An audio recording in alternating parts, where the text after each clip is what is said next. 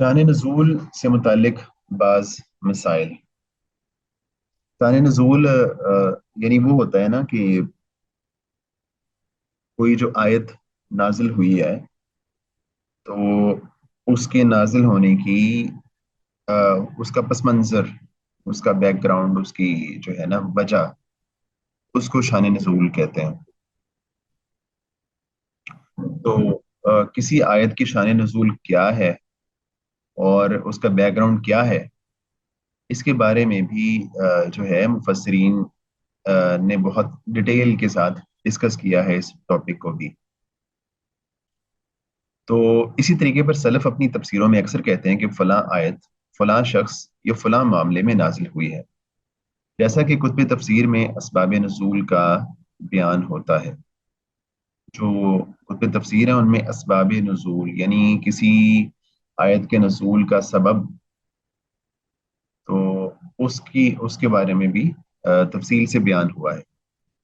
مثلا سلف نے کہا ہے کہ آیت زہار ثابت بن قیس بن شماس کی عورت کے بارے میں نازل ہوئی، اور آیت لیان عویمر اجلانی رضی اللہ تعالیٰ عنہ یا ہلال بن امیہ رضی اللہ تعالیٰ عنہ کے بارے میں اتری، اور آیت لعنہ جابر بن عبداللہ رضی اللہ تعالیٰ عنہ کے حق میں نازل ہوئی۔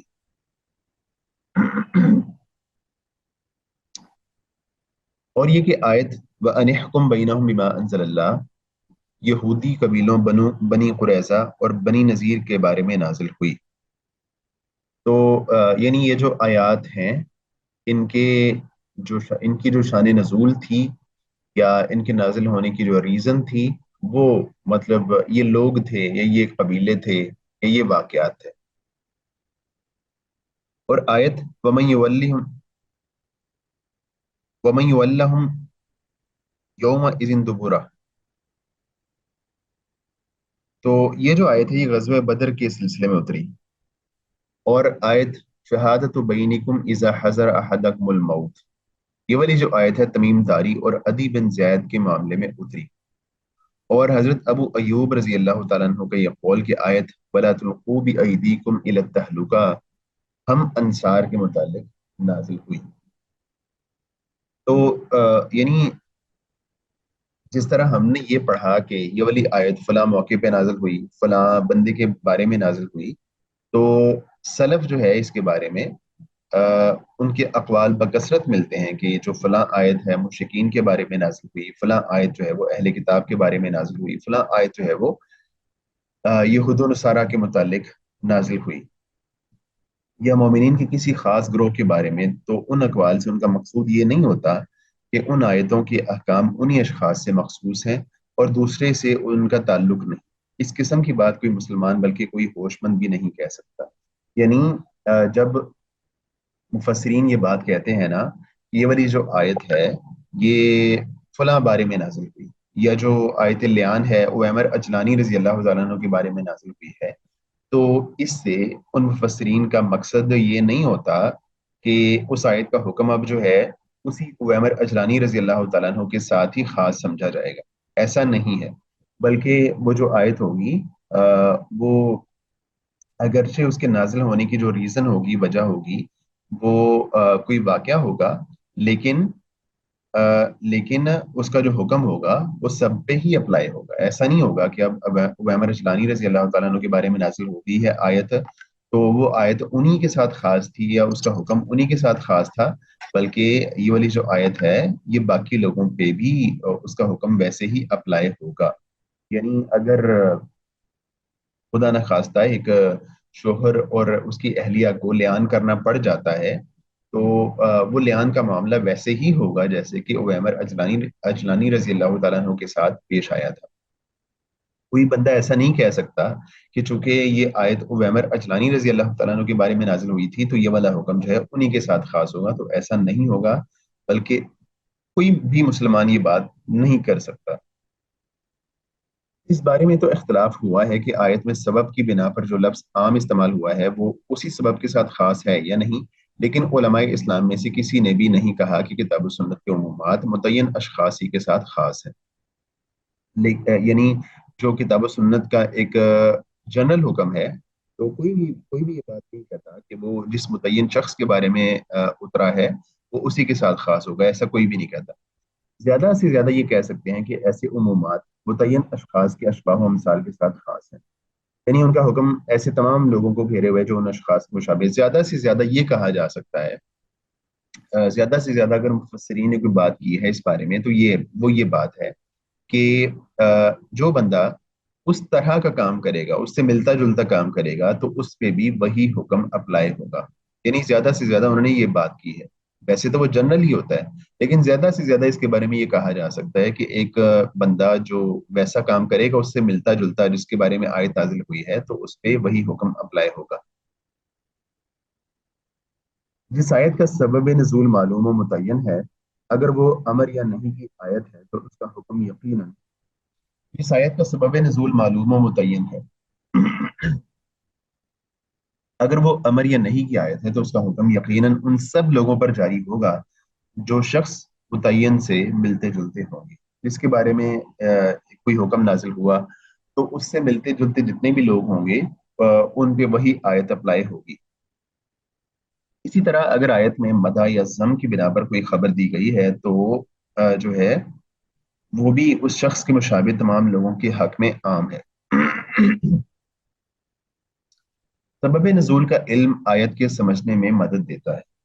यानी किसी कोई भी हुक्म जो है उसका बैकग्राउंड क्या है, क्या सबब था, क्या रीजन थी जिसकी वजह से हुक्म नाजिल हुआ, तो इसको जानना जो आयत है ना उसको सही तरह समझने में हेल्प करता है।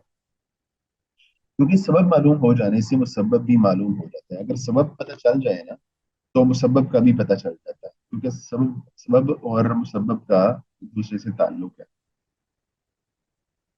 इसी बिना पर फुकहा का ज्यादा सही कौल यही है कि जब कसम खाने वाली की नीयत मालूम हो सके तो देखना चाहिए कि कसम खाने की तहरीक किस सबब से हुई, वो सबब क्या था, रीजन क्या था जिसकी वजह से उसको कसम खाना पड़ी। और जब सलफ कहते हैं कि ये आयत फलां मामले में नाजिल हुई है तो उनका जो गर्ज होती है, कभी ये होती है कि आयत का सबब नजूल ये है, और कभी मकसद ये जाहिर करना होता है कि वो मामला उस आयत के हुक्म में दाखिल है, अगरचे खुद वो मामला सबब नजूल ना भी हो। तो यानी जब सलफ ये बात कहते हैं ना कि जो फलां आयत है उसके नाजिल होने का सबब जो है, उसके नाजिल होने की रीजन जो है ना फलां चीज है, तो कभी तो उसका मकसद एग्जैक्ट उस वाक्य की तरफ इशारा करना होता है, और कभी उनका मकसद ये होता है कि ये जो हुक्म उतरा है, तो ये जो हुक्म है ये उस वाक्य को भी अपने अंदर जो है अपने हिसार में लिए हुए है। उनका मकसद ये होता है। तो उलमाए मुहद्दिसीन का इख्तलाफ है कि जब सहाबी कहे कि आयत फलां बारे में नाजिल हुई है तो उसका ये कौल हदीस मुस्नद करार दिया जाए या महज सहाबी की तफसीर जो हदीस मुस्नद नहीं समझी जाती। अब इसके बारे में मुहद्दिसीन का इख्तलाफ है कि जब एक सहाबी कहता है कि जो फलां आयत है वो फलां बारे में नाजिल हुई है, तो अब उस सहाबी के कौल की क्या हैसियत है? क्या उसको हदीस मुस्नद समझा जाएगा या उसको हदीस मुस्नद करार नहीं दिया जाएगा? तो इमाम बुखारी यानी समझ लें कि उसको हदीस कहा जाएगा कि नहीं कहा जाएगा। तो इमाम बुखारी कहते हैं कि ऐसे कौल को हदीस मुस्नद माना जाएगा, मगर दूसरे मुहद्दिसीन कहते हैं कि नहीं, ऐसा नहीं है, उसको हदीस मुस्नद नहीं कह सकते। अक्सर कुतुब मसानीद मसलन मुस्नद अहमद वगैरह इसी इस्तिलाह के मुताबिक हैं। जो कुतुब मसानीद है ना, कुतुब मसानीद, तो मसानीद मुस्नद की जमा है। तो कुतुब मसानीद का मतलब ये होता है उनमें अहादीस को जमा करने की तरतीब ये होती है कि उसमें जो एक सहाबी की जितनी अहादीस होती है ना उन सबको एक जगह इकट्ठा कर दिया जाता है। मिसाल के तौर पे मुस्नद अहमद है ना, उसमें ये होगा, उसकी तरतीब ये होती है कि मिसाल के तौर पे हज़रत अबू बकर सिद्दीक रजी अल्लाह ताला अन्हो हैं, तो उनसे जितनी अहादीस मरवी है ना उनको एक जगह पे इकट्ठा कर दिया जाएगा। फिर उसके बाद दूसरे सहाबी की बारी आएगी, उनकी जितनी अहादीस उनसे जितनी मरवी हैं वो सारी जमा कर दी जाएंगी, फिर तीसरे की, फिर चौथे की, फिर पांचवें की। तो इस तरह करके احادیث کو جمع کیا جاتا ہے. باقی مطلب مثال کے طور پہ سیاہ ستہ ہیں، ان کی اپنی ایک ترتیب ہے. صحیح بخاری کی ترتیب ایک فقہی ترتیب ہے. صحیح مسلم کی بھی اسی طرح کہ مطلب سب سے پہلے نیت سے متعلق ابواب ہیں، اس کے بعد دوسری چیزیں طہارت وغیرہ یہ ساری چیزیں. تو ایک فقہی ترتیب ہے عام طور پہ سیاہ ستہ کی. لیکن جو کتب مسانید ہوتی ہیں، مثال کے طور پہ مسند احمد ہے، تو اس میں جو احادیث کی ترتیب ہوتی ہے وہ صحابہ کی جو مروی احادیث ہوتی ہیں ان کے اعتبار سے ہوتی ہے. لیکن جب صحابی سبب بیان کر کے کہتا ہے کہ آیت اس وجہ سے نازل ہوئی ہے، تو ایسے قول کو تمام محدث حدیث مسند ہی مانتے ہیں. یعنی جب ایک صحابی جو ہے نا وہ ایک سبب بیان کر دیتا ہے اور واضح طور پہ سبب بیان کرتا ہے، تو اس صورت میں اس کو جو ہے نا حدیث مسند ہی کہا جاتا ہے. پھر یہ بھی یاد رہے کہ سلف میں سے ایک شخص جب کہتا ہے کہ آیت اس بارے میں نازل ہوئی ہے اور دوسرا شخص کسی اور بارے میں نزول بتاتا ہے، تو اس سے لازم نہیں ہوتا کہ دونوں میں اختلاف ہے. یعنی جب ایک بندہ کہتا ہے کہ یہ جو آیت نازل ہوئی ہے نا اس کی وجہ فلاں واقعہ ہے، اور دوسرا کہتا ہے کہ نہیں، اس آیت کے جو نزول کا سبب ہے نا وہ ایک دوسرا سبب بتا دیتا ہے کہ اس وجہ سے آیت نازل ہوئی. تو اس کا مطلب یہ نہیں ہے کہ دونوں میں کوئی اختلاف ہے، بلکہ ہو سکتا ہے کہ وہ جو ہے نا آ، دونوں الگ الگ واقعات کے بارے میں اللہ تعالیٰ نے ایک ہی آیت نازل کر دی ہو. ٹھیک ہے. تو ایک جو مفسر ہے وہ ایک ایک واقعے کی طرف اشارہ کر رہا ہے کہ اس واقعے کی وجہ سے آیت نازل ہوئی ہے، اور دوسرا کہہ رہا ہے کہ نہیں فلاں واقعے کی وجہ سے آیت نازل ہوئی. اس کا مطلب یہ نہیں کہ دونوں غلط ہیں یا دونوں میں کوئی اختلاف ہے، وہ دونوں ہی صحیح ہو سکتے ہیں. ہو سکتا ہے کہ دو الگ واقعات ہوں اور دونوں کے بارے میں اللہ تعالیٰ نے ایک جو ہے وہ آیت نازل کر دی ہو جو دونوں ہی اس کے مفہوم میں داخل ہوں. اسی طرح جب ایک صحابی ایک سبب نزول بتاتا ہے اور دوسرا صحابی دوسرا سبب بیان کرتا ہے، پہلی بات ہوتی ان کی مفسرین کی. اب جو ہے صحابی وہ کیا کرتے ہیں، وہ کہتے ہیں کہ جو ہے جو آیت ہے یہ فلاں واقعے کی وجہ سے نازل ہوئی ہے. اور دوسرا صحابی کہتا ہے کہ یہ جو آیت یہ وہی اسی آیت کے بارے میں کہتا ہے کہ یہ والی جو آیت ہے یہ فلاں واقعے کی وجہ سے نازل ہوئی. یعنی وہ کسی اور واقعے کی طرف اشارہ کر دیتا ہے. تو اس کا بھی مطلب یہ نہیں ہے کہ دونوں میں کوئی اختلاف ہے یا دونوں میں کوئی تضاد ہے. ایسا نہیں ہے. بلکہ ہو سکتا ہے کہ اللہ تعالیٰ نے وہ جو آیت ہے وہ دو دفعہ نازل فرما دی. ٹھیک ہے. دو واقعات الگ الگ ہوں اور اللہ تعالیٰ نے ایک ہی آیت پہلے نازل فرمائی اور دوبارہ پھر جو ہے وہی والی آیت نازل فرما دی. تو ایک صحابی کہہ رہا ہے کہ فلاں واقعے کی وجہ سے آیت نازل ہوئی، دوسرا کہہ رہا ہے کہ فلاں واقعے کی وجہ سے آیت نازل ہوئی ہے. تو اس کا مطلب یہ نہیں ہے کہ دونوں میں کوئی کنٹرڈکشن ہے، دونوں میں کوئی اختلاف ہے.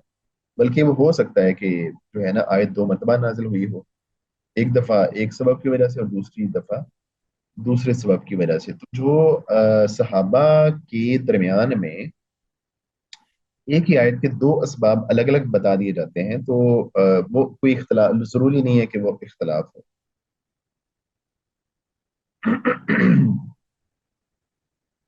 تنوع تفسیر کی ان دونوں قسموں کو جن کا ہم نے ذکر کیا ہے اور جو سلف امت کی تفسیروں میں اکثر ملتی ہیں اختلاف سمجھ لیا گیا ہے. حالانکہ ان میں اختلاف نہیں ہے، محض تنوع ہے، وہ ورائٹی ہے، وہ اختلاف نہیں ہے. جو کبھی اسماء و صفات کے تنوع کی وجہ سے ہوتا ہے اور کبھی اس لیے پیش آتا ہے کہ مسمہ کی تمام تفسیر نہیں ذکر ہوئی. بعض ہی انواع و اقسام کا ذکر کیا جاتا ہے جیسا کہ تفصیلات کا معاملہ ہے. اختلاف کی چند اور مثالیں یہاں سے پڑھ دے گا کوئی، ریڈ کر دے گا کوئی آپ میں سے آپ میں سے کوئی ریڈ کر سکتا ہے جو یہ اسما حسین ہے یا آسما حسین ہے، یہ اگر کائنڈلی کر دیں ریڈ.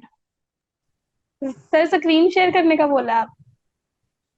نہیں میں کہہ رہا ہوں اسکرین یہ بک نظر آ رہی ہے جو میں نے کھولی ہوئی ہے کہ کوئی نہیں؟ جی سر. تو آپ موبائل پہ ہیں یا لیپ ٹاپ پہ؟ سر موبائل پہ. نظر آ رہی ہے، پڑھا جائے گا کہ نہیں؟ جی سر پڑھا جائے گا. جی. ٹھیک ہے، میں پڑھتی ہوں۔ سلف کی تفسیر میں ایک اور ایسا اختلاف ملتا ہے جو خود لفظ کی وجہ سے پیدا ہوتا ہے، اور یہ اس طرح کے لفظ کے معنی ایک سے زیادہ ہوتے ہیں۔ اس کی دو صورتیں ہیں۔ ایک صورت یہ ہے کہ لغت میں لفظ ایک سے زیادہ معنی کے لیے مشترک ہے، جیسے لفظ قصورہ کے اس کے اسبرا، معنی تیر انداز کے لیے ہیں، اور شیر کے بھی، یا لفظ اس کے رات کی آمد کو بھی کہتے ہیں اور رات کے خاتمے کو بھی۔ دوسری صورت یہ ہے کہ اصل میں تو لفظ کے معنی متعین ہے، مگر اس سے مراد معنی کی کوئی ایک نوع یا ایک شخص بتایا جائے، جیسے اس آیت میں ضمیروں کا معاملہ ہے۔ ثم دنا فتدلى فكان قاب قوسين او ادنى، اور جیسے اس اور آیت کے لفظ والفجر اور وليال عشر۔ جیسے اور جیسے اس آیت کے لفظ والفجر ولیال عشر والشفع والوتر وغیرہ، تو ایسی صورت میں کبھی وہ سب معنی مراد ہو سکتے ہیں جو سلف صالحین نے بیان کی ہیں، اور کبھی ایسا نہیں ہوتا۔ سب معنی کا مراد لینا اس لیے جائز ہوتا ہے کہ ممکن ہے آیت دو مرتبہ نازل ہوئی ہو، ایک مرتبہ اس مراد کے لیے اور دوسری مرتبہ اس مراد کے لیے، یا اس کے لیے لفظ مشترک ہے اور سب کے معنی مراد ہو سکتے ہیں، جیسا کہ اکثر فقہائے مالکیہ اور شافعیہ، حنبلیہ اور بہت سے علماء کلام نے جائز رکھا ہے۔ اور یا پھر ایسا ہوتا ہے کہ لفظ کے معنی مقرر ہوتے ہیں اور وہ عام ہوتا ہے جب تک اس کی تخصیص کا کوئی موجب نہ ہو۔ اس صورت میں اگر سلف کے دونوں قول صحیح روایت سے پہنچے تو اسے مذکورہ عبارت دوسری قسم میں شمار کرنا چاہیے۔ سر آگے بھی پڑھوں؟ جی جی، ترادف و تضمن ترادف و تضمن تفسیر میں سلف کے ایسے اقوال بھی موجود ہیں کہ انہوں نے اپنا اپنا مطلب قریب المعانی الفاظ میں ادا کیا ہے، نہ کہ مترادف الفاظ میں۔ یاد رہے کہ لغت میں مترادف لفظ بہت ہی کم ہے، اور قرآن میں یا تو معدوم ہے یا بہت نادر، نہایت نادر ہے۔ چنانچہ قرآن میں ایک ہی مطلب کے لیے ایسے دو لفظ مشکل سے ملیں گے جو بالکل ہم معنی ہوں۔ البتہ قریب المعانی لفظ ملیں گے، اور یہ بھی ایک وجہ ہے اعجاز قرآن کی ہے۔ اس مثال سے یعنی جو سمجھو، فرمایا۔ مترادف ہوتا ہے نا، مترادف جی مترادف سے مراد ہوتا ہے ایسے الفاظ، ایک ہی معنی کو بیان کرنے والے ایسے الفاظ جو کہ بالکل ہم معنی ہوں، ان کو مترادف کہتے ہیں۔ لیکن جو قریب المعنی یہ ایک الگ چیز ہے، اسے ملتے جلتے الفاظ ہوتے ہیں لیکن بالکل ہم معنی نہیں ہوتے۔ اسے مثال سے سمجھو، فرمایا یوم تمور السماء مورا۔ اب اگر تفسیر میں کہا جائے کہ مور کے معنی ہے حرکت، تو یہ لفظ کی تقریبی تفسیر ہوگی، کیونکہ مور کے معنی میں حرکت نہیں ہے بلکہ سبق تیز حرکت کو مور کہتے ہیں۔ اسی طرح یہ کہنا کہ وحی کے معنی آگاہ کرنا ہے، یا یہ کہنا کہ اوحینا الیکا کے معنی ہم نے تجھ پر نازل کیا، یا قضینا الی بنی اسرائیل، بنی اسرائیل کے معنی ہے ہم نے بنی اسرائیل کو آگاہ کیا، تو یہ بھی تقریبی تفسیر ہی ہوگی، نہ بائنا لفظی، کیونکہ وحی کے معنی محض آگاہ کرنا نہیں بلکہ ایسی آگاہی کو وحی کہتے ہیں جو مخفی طور پر بصارت دی جائے۔ اس طرح لفظ قضاء کے معنی بھی محض آگاہ کرنا نہیں بلکہ اس لفظ میں نازل کرنے اور وحی کرنے کے بھی معنی داخل ہیں۔ تو جب جو ہے نا مفسرین یا مترجمین وہ لفظوں کا ترجمہ کرتے ہیں یا تفسیر کرتے ہیں، تو وہ اس کی سمجھ لیں کہ قریب قریب تفسیر ہوتی ہے۔ ایگزیکٹلی ان کی لفظی معنی بیان کرنا بڑا مشکل ہوتا ہے، کیونکہ جو وہ الفاظ ہوتے ہیں، عربی الفاظ ہوتے ہیں، ان میں بہت جو ہے گہرائی ہوتی ہے۔ مثال کے طور پہ اب اگر ایک بندہ جو ہے نا یوم تمور السماء مورا، تو یہاں پہ جو مور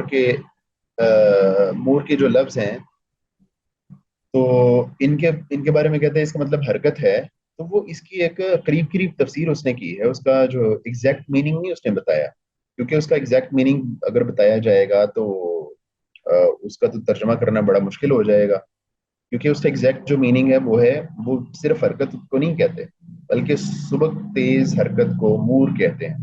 تو اس لیے جو مفسرین یا مترجمین ہوتے ہیں وہ اس کی جو قریب قریب تفسیر ہو سکتی ہے وہی کر سکتے ہیں، وہی ان کی بس میں ہے، وہ وہی کرتے ہیں۔ ورنہ اگر جو ہے نا اگر ہم یہ کہیں کہ اس کا بعینی ہی لفظی ترجمہ ہوتا ہے تو وہ ایک مشکل کام ہے۔ جی آگے۔ عربوں کا دستور ہے کہ فعل میں معنی فعل شامل کر دیتے ہیں اور دونوں سے یکساں برتاؤ کرتے ہیں۔ یہی دیکھ کر بعضوں نے غلطی سے سمجھایا کہ حروف بھی آپس میں ایک دوسرے کے قائم مقام ہو جاتے ہیں، جیسا کہ انہوں نے آیت لقد ظلمک بسؤال نجتی کا الی نعاجہ میں آیت اور من انصاری اللہ میں من الہ انصاری کو ماں اللہ، کا من انصاری اللہ میں من الہ کو ماں کا انصاری اللہ لفظ ہے، من نہیں من۔ من انصاری اللہ میں الہ کو ماں کا مقام سمجھ لیا، حالانکہ یہ ان کی غلطی ہے، اور تحقیق وہی ہے جو بصرے کے نحو نحویوں نے کہا ہے کہ فعل میں فعل کے معنی متضمن کر دیے جاتے ہیں۔ بنا بری پہلی آیت میں لفظ سوال کے معنی بھی یہ بھی شامل ہے کہ اس شخص کی بکریوں کو اپنی بکریوں میں ملا لینا۔ اسی طرح آیت و ان کا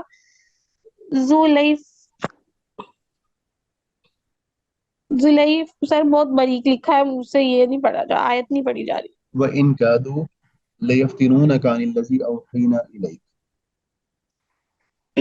میں یہ مفہوم بھی داخل ہے کہ تمہیں گمراہ کر دیتے ہیں، روک دیتے ہیں۔ اسی طرح وَنَصَرْنَا مِنَ الْقَوْمِ الَّذِينَ كَذَّبُوا بِآيَاتِنَا میں نجات دینے اور بچانے کے معنی بھی شامل ہیں۔ اسی طرح یشرب بها عباد اللہ میں سیراب ہونا بھی داخل ہے۔ اس قسم کی مثالیں بکثرت ہیں۔ اسی طرح لا ریب کی تفسیر لا شک سے کرنا تقریبی تفسیر ہے، کیونکہ ریب اور شک بالکل ہم معنی لفظ نہیں ہے۔ ریب کے مفہوم میں اضطراب و حرکت بھی داخل ہے، چنانچہ حدیث میں آیا ہے دعو ما یریکا الی ما لا دا ما یریک۔ یریبک الی ما لا یریبک۔ اب عربی میں عربی کا جب ایک عربی میں لا ریب کا لفظ یوز ہوتا ہے نا، جی تو ہم عام طور پہ اس کا کیا کرتے ہیں کہ ترجمہ اردو میں کرتے ہیں شک۔ تو اس کا ترجمہ شک کرنا وہ ایک اس کی قریب قریب تفسیر ہے۔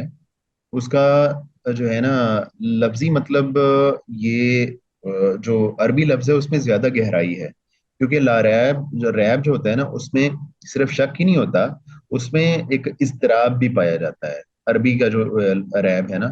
لیکن جب ہم اس کا مطلب شک سے کرتے ہیں تو اس میں صرف شک پایا جاتا ہے، اس میں وہ اضطراب نہیں پایا جاتا۔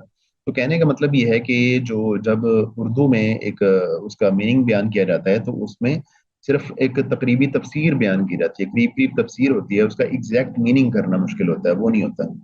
تو اسی لیے جب حدیث میں کہا گیا کہ داما یریبک الی ما لا یریبک، کہ اردو میں اس کا مطلب یہ ہوگا کہ تم جو ہے نا شک والی چیز کو چھوڑ دو، اور جو یقینی چیز ہے نا اس کو تم جو ہے نا چوز کر لو، اس کو اختیار کر لو۔ تو جب ہم یہ کہتے ہیں کہ شک والی چیز کو چھوڑ دو، تو عربی میں جو اس کا مطلب ہے وہ صرف شک ہی نہیں، اس میں اضطراب بھی ہے، یعنی ایسی چیز جس میں تمہیں شک پیدا ہو رہا ہے، جو تمہیں جو ہے نا اضطراب میں لے جا رہی ہے، تمہیں جو سیڈ کر رہی ہے، مضطرب کر رہی ہے، کنفیوز کر رہی ہے، تو اس چیز کو چھوڑ کے تم اس چیز کو چوز کر لو، اختیار کر لو جس میں کنفیوژن نہیں ہے، جس میں اضطراب نہیں ہے، جس میں شک نہیں۔ جی آگے۔ جس طرح لفظ یقین میں سکون و طمانینت کا مفہوم داخل ہے، اسی طرح لفظ ریب میں اضطراب و حرکت کا مفہوم داخل ہے۔ بس یقین کی ضد ریب ہے، رہ گیا لفظ شک۔ تو کہا گیا ہے کہ اس کے معنی ریب کو بھی مستلزم ہے، مگر خود یہ لفظ ریب کے پورے معنی پر دلالت نہیں کرتا۔ اسی طرح ذالک الکتاب کی تفسیر میں یہ کہنا کہ یہ قرآن، تو یہ تفسیر بھی تقریبی ہوگی، کیونکہ مشار لے اگرچہ واحد ہے، مگر حاضر کی طرف اشارے کا معاملہ غائب اور دور کی طرف اشارے سے مختلف ہوتا ہے۔ پھر کتاب کے معنی ہے وہ چیز جو لکھی ہوئی ہو، جمع کی ہوئی ہو، مگر قرآن کے معنی ہے وہ چیز جو پڑھی جائے۔ غرض اس طرح کے فرق قرآن میں موجود ہیں، اس بارے میں صرف کی عبارتوں کا جمع کرنا بہت مفید ہے، کیونکہ ایک دو عبارتوں کے مقابلے میں ان کا مجموعہ مفہوم کو کہیں زیادہ واضح کر دیتا ہے۔ تو یعنی جب یہ کہا جاتا ہے نا کہ ذالک الکتاب لا ریب فیہ، تو ہم یہ کہتے ہیں کہ یہ کتاب، یا اگر اس کا ترجمہ کیا جاتا ہے یہ قرآن، تو اس کا جو ترجمہ کر رہے ہیں نا یہ قرآن، تو یہ بھی ایک قریبی یا تقریبی تفسیر ہی ہوگی، کیونکہ قرآن میں اور کتاب میں فرق ہے۔ جب کتاب کہا جاتا ہے نا، کتاب کے مطلب ہوتے ہیں وہ چیز جو لکھی ہوئی ہو، جمع کی ہوئی اور جمع کی ہوئی ہو، مگر قرآن کے معنی ہے وہ چیز جو پڑھی جائے۔ تو جب ہم یہ کہتے ہیں نا ذالک الکتاب، یہ قرآن، تو وہ ایک تقریبی تفسیر ہوتی ہے، اس کا ایگزیکٹ میننگ جو ہے وہ نہیں ہوتا، ایک تقریبی تفسیر سے ہی وضاحت کی جاتی ہے۔ اس کے بعد سلف میں تفصیلی اختلاف ہے لیکن معمولی ہے، یہ بھی ذرا ریڈ کر دیں۔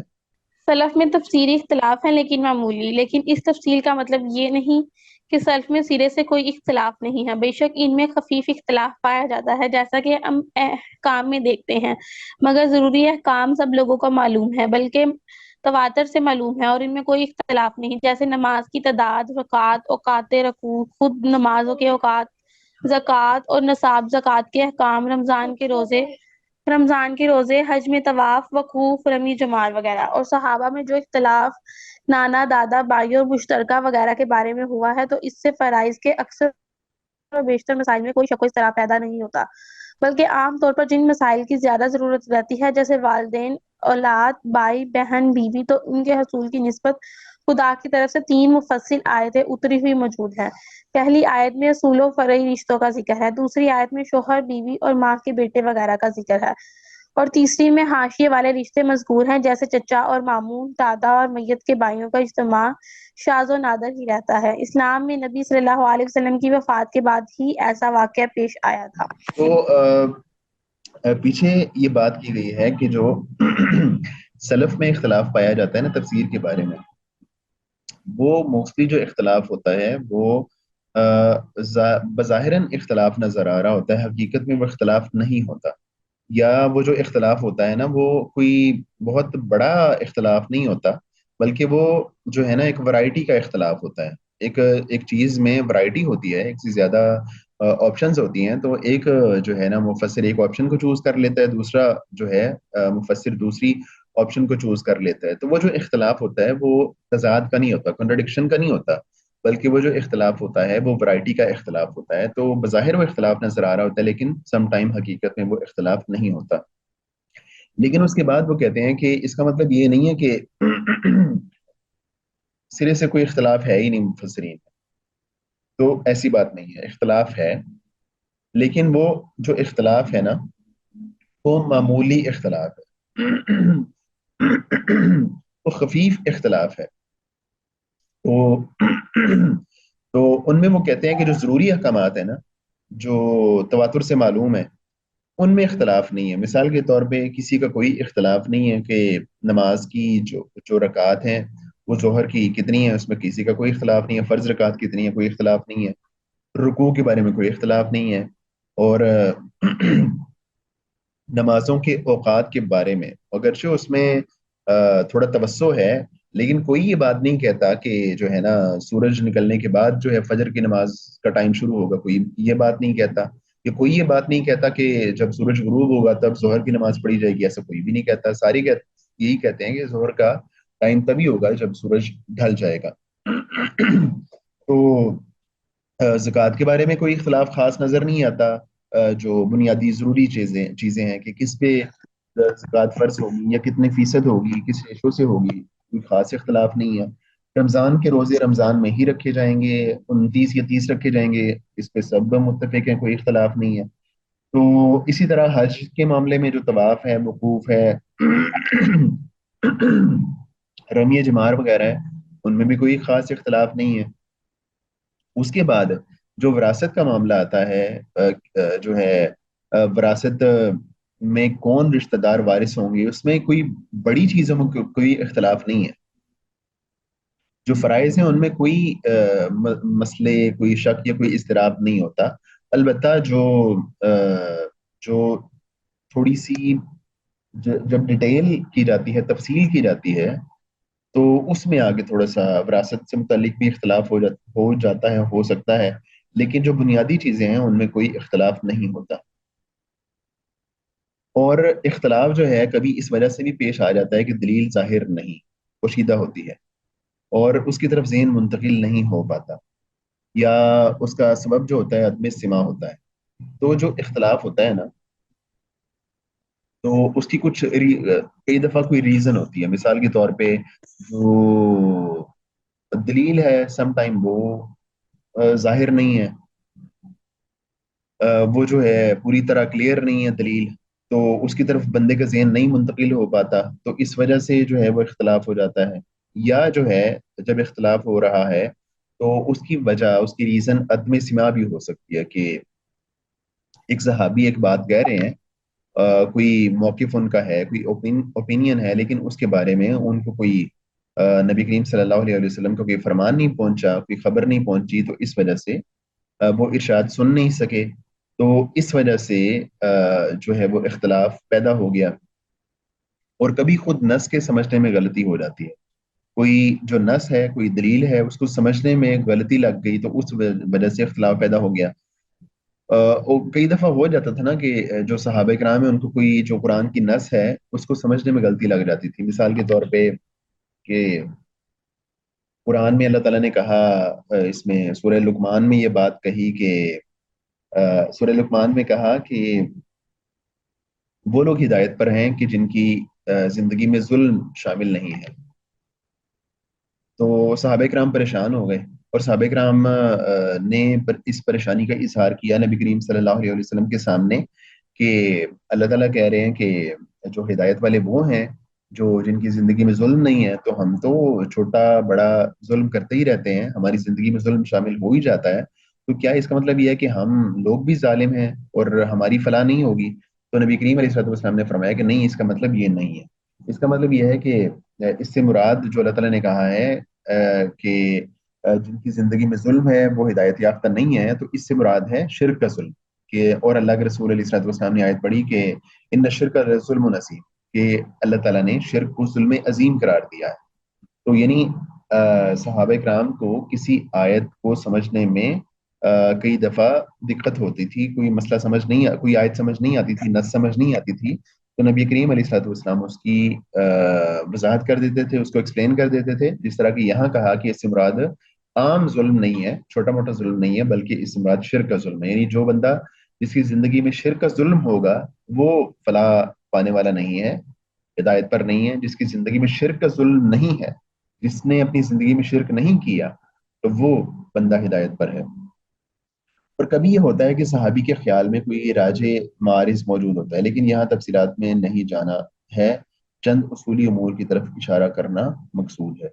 تو اختلاف جو ہے وہ صحابہ کا، مفسرین کا، اس کی نوعیت کیا ہے، وہ اختلاف کس نوعیت کا ہوتا ہے، کس طرح ہوتا ہے، اور وہ اختلاف جو ہے وہ تضاد کا ہے یا تضاد کا نہیں ہے، اس کے بارے میں ہم نے کچھ جو ہے وہ تفصیل پڑھی ہے، تھوڑی اس میں مشکل مباحث اور جملے ہیں، آپ اس کو اچھی طرح سے دیکھ لیجیے گا، ریپیٹ کر لیجیے گا، تو یہی آج کا ہمارا سبق ہے۔